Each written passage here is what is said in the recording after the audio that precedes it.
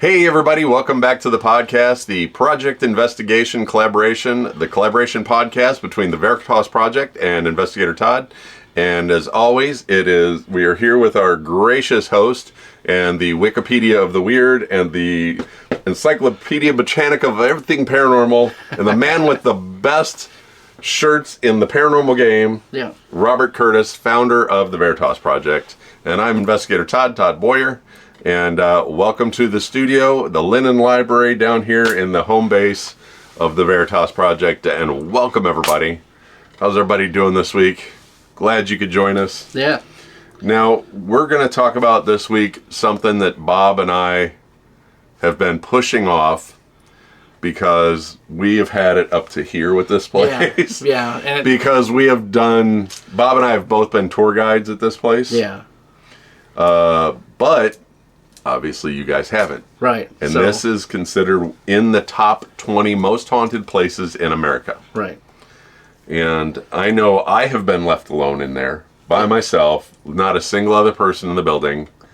It has a weird feeling no matter what. So we are talking about the Lemp Mansion in St. Louis.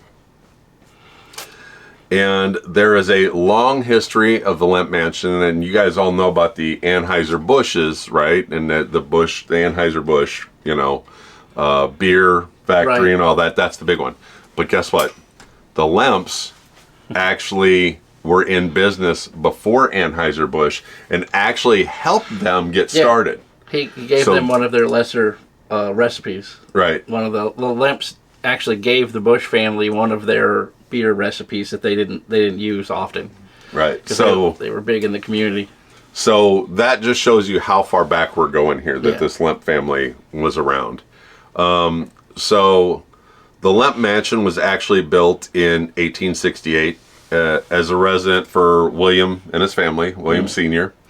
And the Lemp family is prominent, right, due to their success in the brewing. Right. And then the mansion became infamous due to the series of family tragedies, and it was converted to a boarding house. It was also part of the Marion Hospital kind of overflow. Yeah. And which the Marion Hospital is gone. And the brewery closed in the 1920s. And now the Lemp Mansion is actually like an inn and a restaurant. And it's actually pretty good. They actually have pretty good food in there, so I will say that. Yeah, it's not bad. They do run paranormal tours out of there. Right. You can stay the night there. Mm-hmm. And once the house and the restaurant and everything closes, you legit have run of the place. Yeah. They have cameras everywhere. Oh, yeah. So they know if you're up there doing shady stuff, right? And stealing from them or whatever. But they know that it is a paranormal destination. And you can literally go anywhere in the house once they close. Well, you can't go into the nursery. Yeah. The nursery. But we'll get into the nursery here in a bit. But, it's definitely a thing. So the biggest thing about the house is the multiple suicides in the house. Yeah. Right? And when it was a overflow for the Marion Hospital, that's where you went when you were kind of on your last legs. Yeah. They just kind of slid you over here. So nobody really knows how many people have died in that house. I mean, it could be in the thousands. Yeah. It the really hospital could be. Didn't keep records back then. So it could legitimately be thousands of deaths happening in this house. So now the house itself consists of 3 floors and a basement. Yeah. The basement they have like a little dining area in the basement, and you can rent that area out for, small activities. It's got a little stage down there, and there's the kitchen. Right. The main floor, when you come in, there's a small dining room to the left, a larger dining room to the right, which probably used to be like a sitting room, and then a very large dining room straight ahead and a bar, and the bathrooms are on that floor. Right. Up another floor, at the top of the stairs, you've got the infamous nursery to the right. You've got a bedroom straight ahead of you, and you've got a bedroom on either side. Right. Going up another floor, You have like a little luncheonette area when you get to the top of the stairs, because the stairs on this one turn like sideways into it. So towards the back of the house, you have like a little luncheonette area, and then there's a bedroom right to the right. Then you go down the hall, there's another sitting area, and there's a double bedroom at the end. So all in all, there's actually enough to put 2, 4, 6, 8, 10, 12 people. Right. And it's about $250 a night, I think, to stay. Excuse me. So, now that the niceties are out of the way, let's get into the darkities. Yeah. So, there were actually several suicides in that house. 3. Yeah. 3 suicides take place in that house. The Lemp family had a history of, like, deleting themselves. Yeah, they were. And even the daughter, unalived herself, but she actually did it in her home, away from the Lemp mansion. She wasn't in the Lemp mansion anymore, but she did it away from her home. Yeah.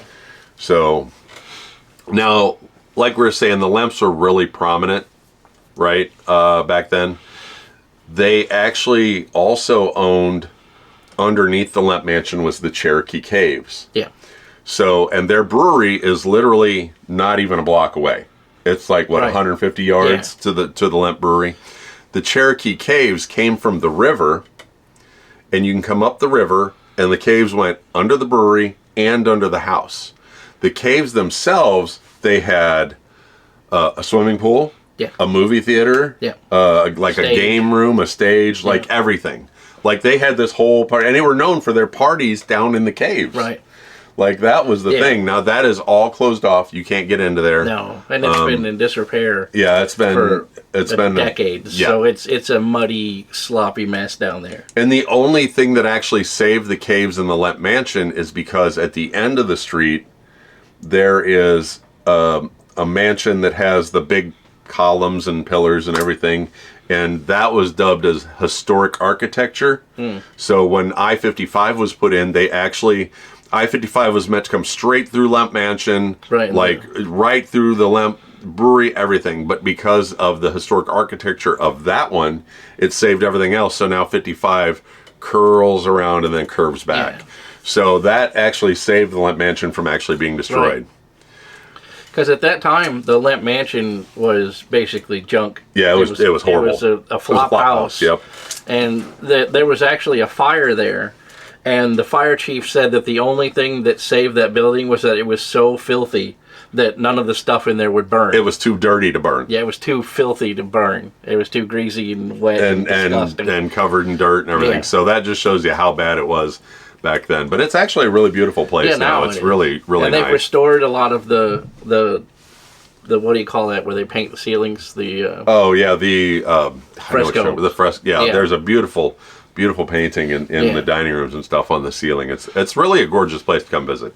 Yeah. So William Sr., he committed suicide in 1904 after his son's death. So that's our first suicide. Yeah.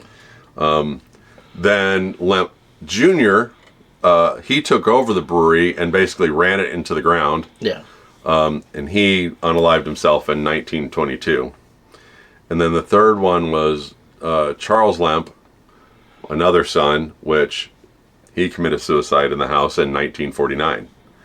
So, and you've heard Bob and I talk before about in one of the rooms you can pull up the rug. Yeah, and you can see the and blood. Shine the black light on the floor and see where the blood had pooled. Right. And had soaked into the wood. You can still see that patch on the floor. Yep.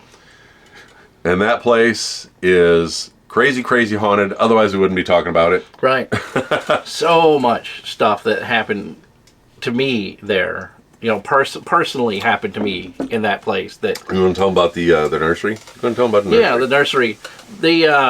The nursery room is cordoned off where you can't go in there, and the claim is that it's because it's so haunted that nobody's allowed in there. But I've been in that room because they made the mistake of getting a vacuum out of there and leaving the door unlocked, and I was like, Ninja Bob. Right. So I went in there and snuck around. And the reason why you're not allowed in there is because the floor is absolute garbage in there. Oh, really? Yeah. Like, I'm amazed I didn't fall through. That's how bad it is in there. Oh, wow. And that room was the, what do they call that, solarium? Where they put people with tuberculosis, where they would lay, and they thought the sun would cure their tuberculosis or whatever. And that's what that room was. It's a round room that has like floor to ceiling windows in it, and no matter what time of the day it is, the sun shines in there all the time. Right. Because it's curved and it's on the southeast corner. Yeah. So when the sun comes up, you get that first morning light, and even as the sun goes by, you get light way late into the evening, because you're still covering south. Right. And then probably like 5 or 6 o'clock is when you're not getting direct sunlight in there anymore. So you do get direct sunlight literally all day long. Yeah. So. And that's what they used that for, was that they would put the patients in there.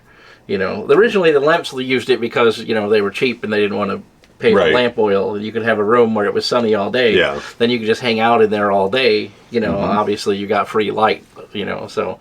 But the hospital used it as one of those sunrooms. I forget what they call that. I want to say it's a solarium, but I don't think it is. It's whatever that term is. They put people in like a deck chair and face them at the window, and the sun would shine on them all day. Right. And the belief was that it would help cure your tuberculosis. But a lot of people died in there because they were just sitting there unattended.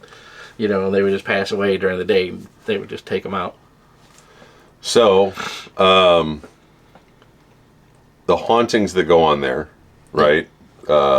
It runs the full gambit, footsteps, voices, knocking, the lady in white, classic lady in white that all your major haunted places have, which is believed to be Lillian Lemp, who actually also died in the house, but she actually passed away of cancer. Mm. And literally where she passed away, her husband committed unaliving, like 20 feet away, sitting at the table. He literally, the servants brought him breakfast and went outside or left or whatever, and when they came back, they found him. He had put a pew-pew to his head. Right. So, it's corn. It's a big lump of knobs. It has the juice. Thank you for the corn, Robin. My favorite part of that story of his unaliving is that in his suicide note, he gave detailed instructions of how to care for his dog, and nothing at all about his children or wife. It was like, the dog needs walked at this time, it needs this sort of food, you mix this and this to make his food, you take him here, he's got to do this, and also everybody else can fend for themselves. You know what I mean? Like, it was so funny. Like, it's not funny, but it shows his mindset of what he was, He cared about nothing else but his dog at that point. Very concerned about his German Shepherd, and couldn't care less about his wife or kids. So there is a rumor that goes on. They call it Zeke the Monkey Face Boy. The Monkey Face Boy, right. Which they said was an illegitimate son of one of the Lemps, and they kept him upstairs in an upstairs bedroom, and you could see him through the windows. Yeah. But due to the actual architecture of the house, the windows they claimed that they saw him out of, very unlikely, because the windows they claim to see him out of are at floor level and are only like this tall. Right. So, you wouldn't have seen much out of those windows. It's funny, too, because, the artist rendering of Zeke looking out the window he's got, his knees on, a toy box or whatever, and he's, leaned up looking out the window.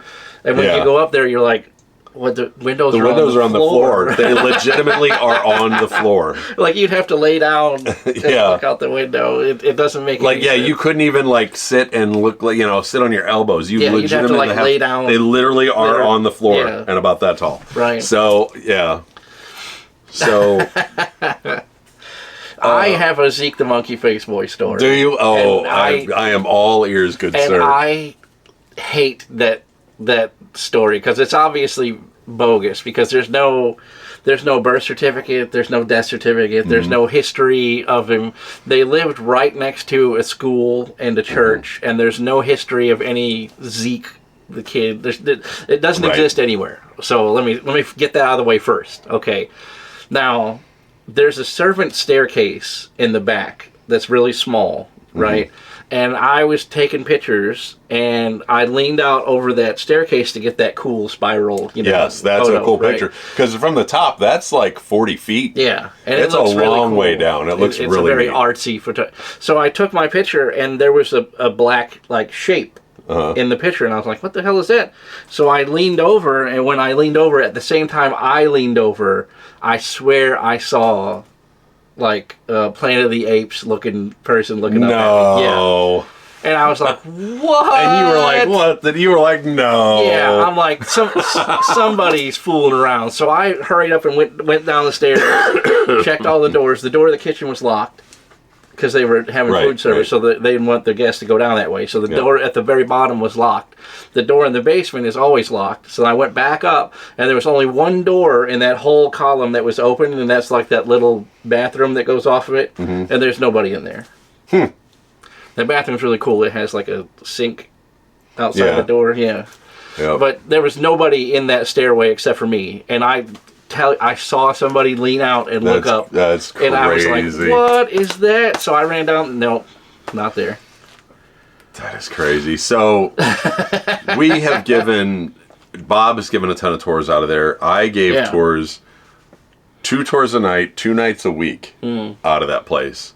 And I was left alone in that place a lot.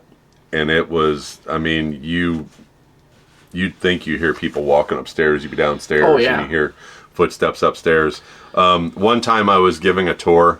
Now, if this is, my hand is the hallway here, right? Okay, let me get out of my own way here. So we'll use my fingers. The main stairs come up, right? So the main stairs come up here, and I was at the front of the house, and there's a piano there that they actually brought back that used to be owned by the Lemps. Yeah. And they found it and repurchased it like 5 years ago. So I was standing in front of that piano, and the doorway to the 2 main bedrooms are right to the sides of that.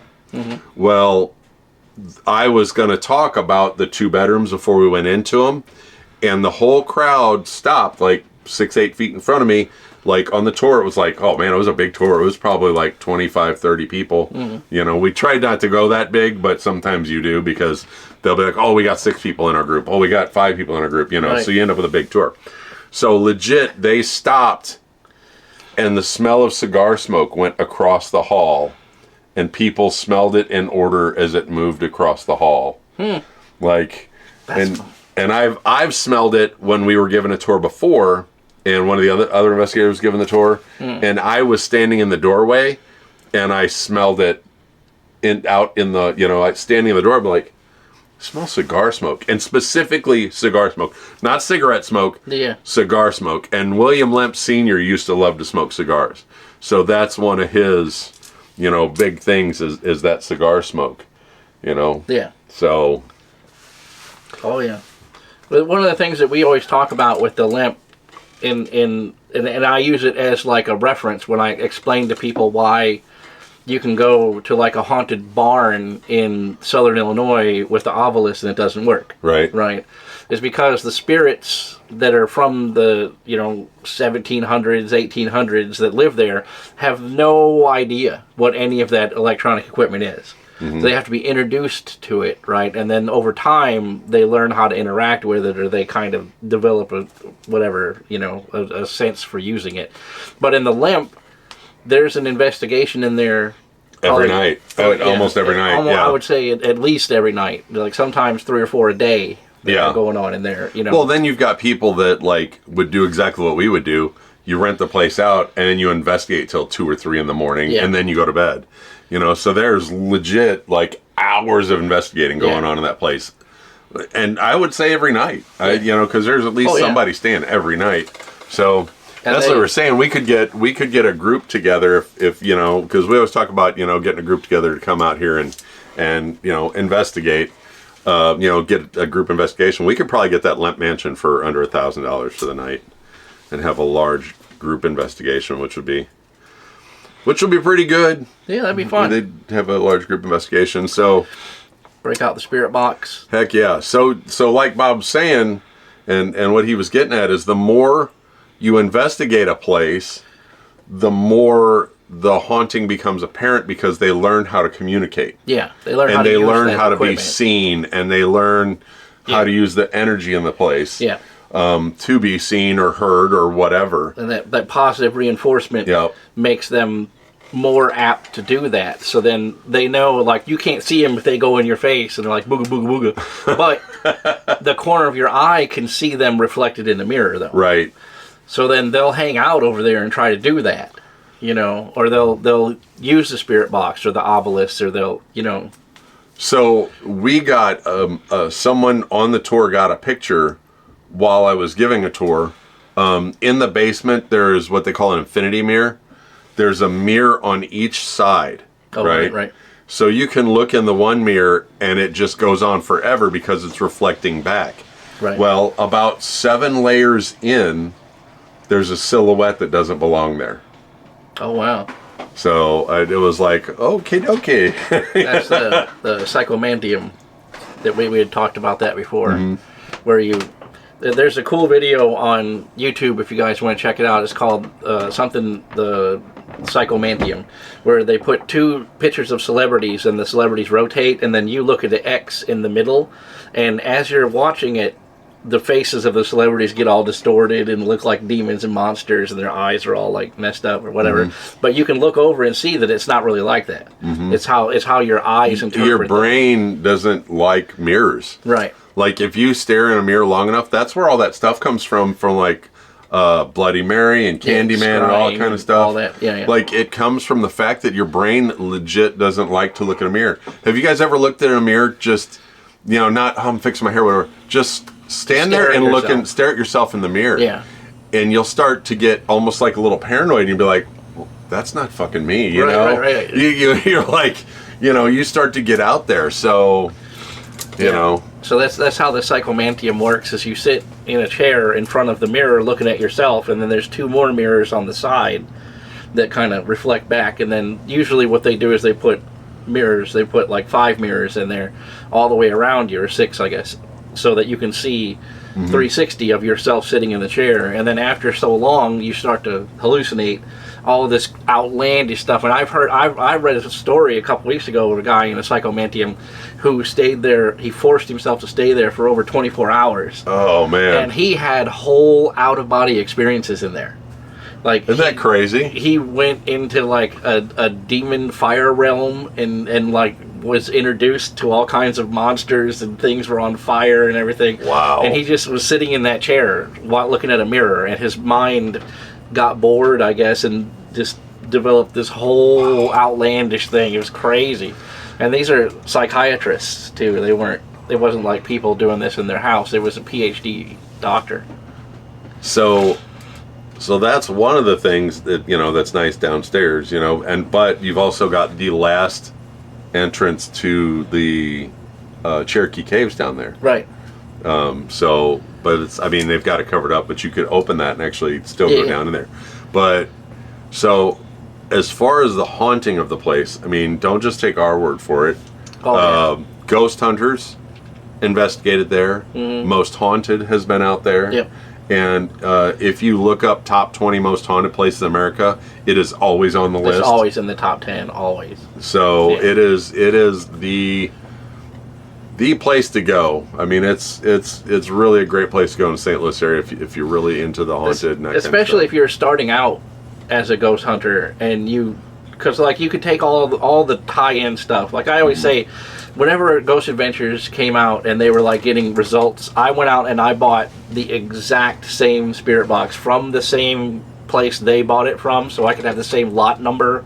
I have the same exact JBL speaker that they use with the same spirit box, and your results will vary because of how you use it, So I always say, like, if you go to a place, that has no paranormal activity, you still might get some activity because the spirits are attached to you, right? Or they're attached to things, but if you go to a place that's known to be haunted, it's known for its activity, then that's a good place to hone your skills down, because then you find out what's superfluous nonsense, and what has no business being in your kit, and what really, really works. So you'll get rid of all of that stupid stuff and then have like just your stuff that works for you. Now, something that I forgot to talk about when I was talking about the architecture when we started is there are 2 vaults in there, the size of a bedroom. Oh yeah. Like they're huge. It's the gift shop. Yeah, it's now the gift shop. So and the other one is the office. Yeah. So the vaults were, the one vault is where the vault on the second floor is where they kept all of their personal items, right? Because this is we're talking a very rich family at the time. The vault on the first floor is where they paid their employees from the brewery. They would literally come down and line up out the door, and they would pay them out of that vault. Yeah. They would hand them a chit, they called it, like a piece of paper from their supervisor, and then whoever was in the vault would hand out the cash through the little slit in the door to the people that came by. So it was like their payroll ran out of there. They kept all of their really expensive stuff in there. On the second floor, and they still have a lot of really neat stuff. The gift shop also is like a mini museum too. So they've got a lot of really cool pictures and things in there. So and you can buy that stuff there too. Yeah, it's really, really a really neat place to come visit. You know, I know we were talking about last week. Bob went, to Lizzie Borden house, and it's legit the same kind of thing. It's the same kind of thing. You know, you can go on a night they have the restaurant open. You can go have dinner. Yeah. If they have tours that night, they do ask if you don't have to, but they ask if you would keep your room unlocked so they can run the tours through there. Right. And most people know that if you're staying the night in the Lemp Mansion, you're going there for the hunting. Right. Like it's legit. Right. If you're staying, and people people are on tour and you're like, ooh, you're staying tonight? Oh, wow. Yeah. Bet that's going to be great. I mean, that's literally how it is. Because people come there for the haunting.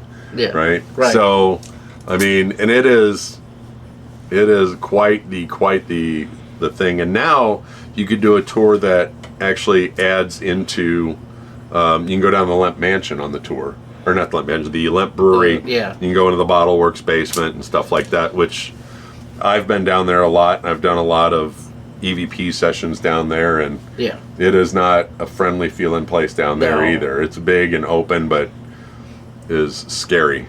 There are some weird pictures that have been taken down there. And we tried to corner something down there one night, and it kind of got in a corner and just disappeared. So, yeah, it's a spooky place too. Yeah, for sure. So I'm trying to think if there's anything that we missed. There's so much that goes on at that place, and so much history. Yeah. So let's talk a little more about the history. So once the Lemps were gone, it became owned by the state. Yeah.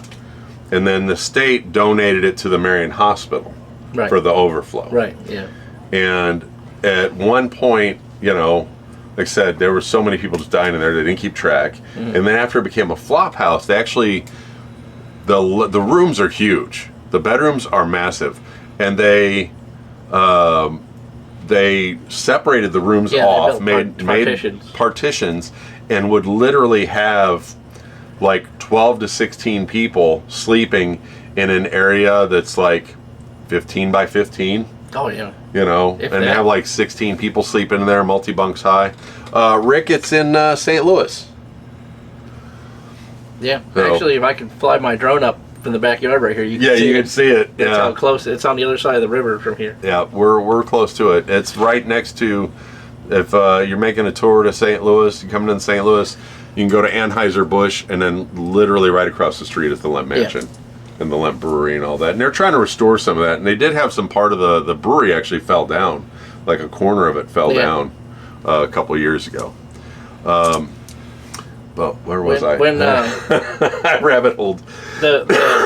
Excuse me. The church had a cemetery right where the interstate is now. Yeah. And when they ran you can see when you're driving down the highway, it's going straight, and then it kind of weaves to go around the Lemp Mansion and the Dimensional Mansion, and then it kind of curves back and then goes on its merry way. Yep. And right next to the Lemp Mansion, right where the interstate is, there's like an overpass, and that's where the graveyard used to be. And they relocated all of those graves to somewhere else, that further down by like where the school is down the street. Right. But which they're redoing that school and turning it into an apartment building. Yeah. Which is like the big thing around here. So the old parking schools. lot of that school is the cemetery overflow from the bodies that were in the nice churchyard. So they basically what they did was they came through and they dug out the part where the cemetery was, where the bodies were, because by then they'd all broken down. Right. The caskets were all just wood back then. So they dug all that dirt up, relocated it to the parish yard over there where they built that graveyard, and then ran the interstate through there, and then the school, because there were cholera patients buried there, they couldn't disinter any of them. Because they didn't know which people had cholera and which people had tuberculosis.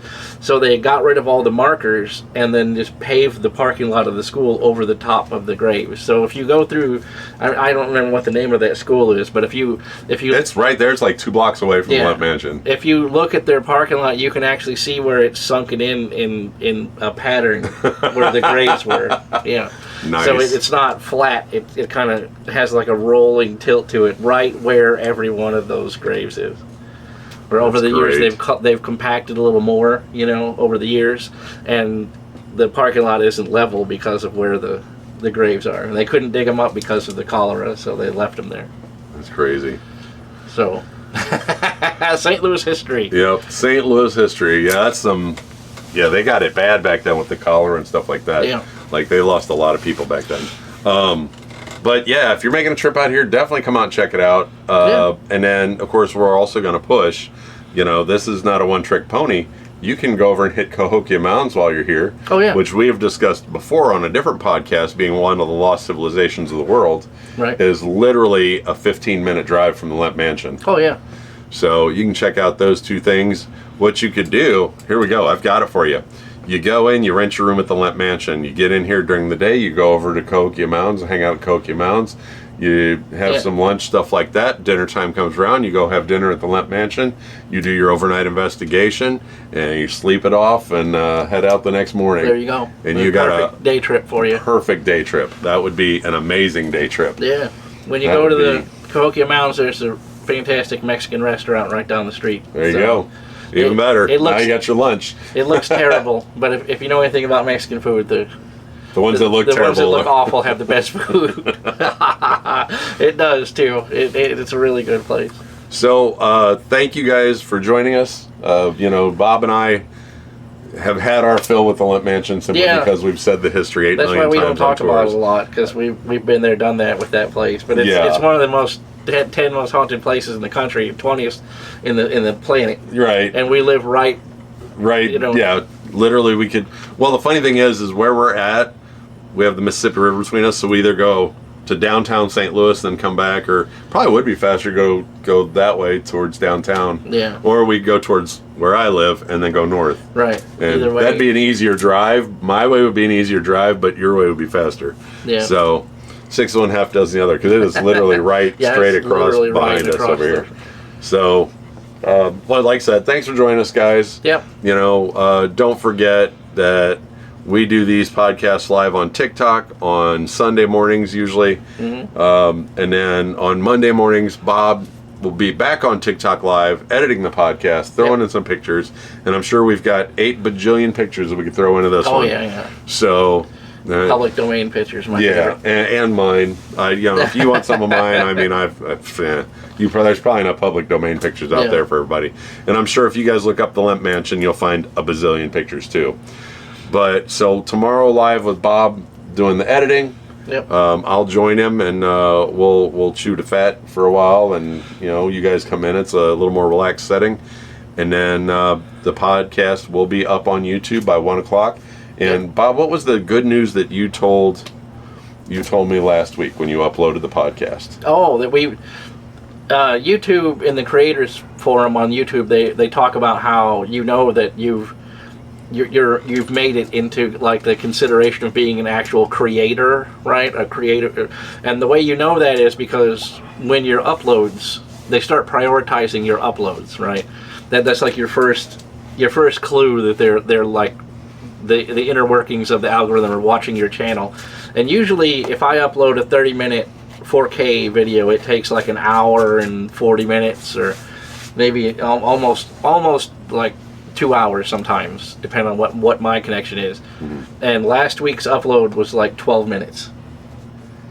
And So, we're becoming somebody, I was Bob. super excited because like that, you have no idea how annoying it is to upload an hour and 40 minutes and then you preview it and then you're like, I forgot this stupid gap or whatever, and now I have to re-render the video, which takes an hour, and then I have to re-upload it, which takes like an hour and 40 minutes, just because I made some stupid mistake in it. Right.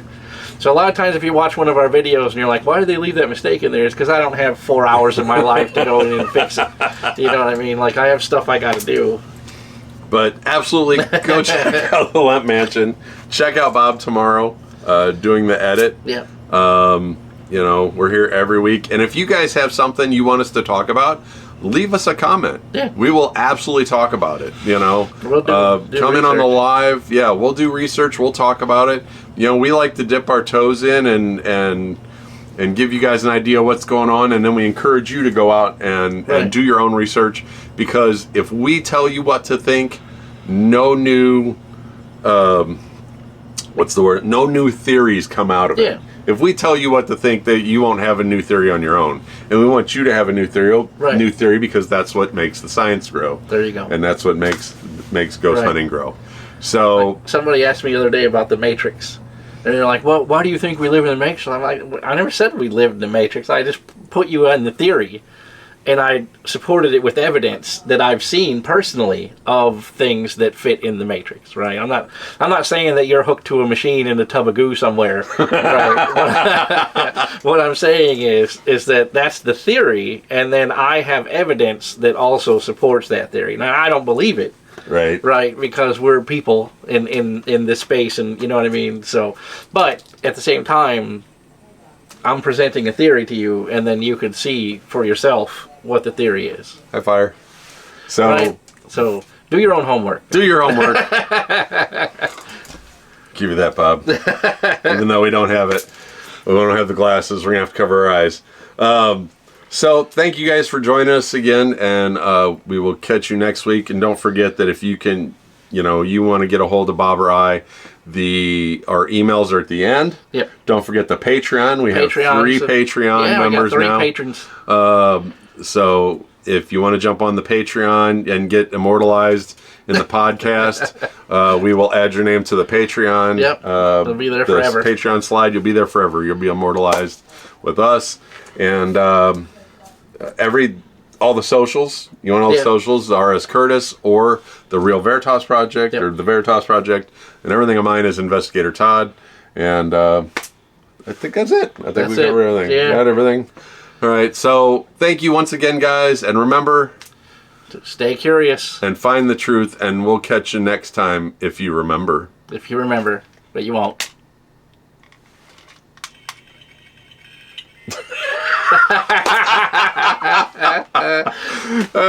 Bye, guys.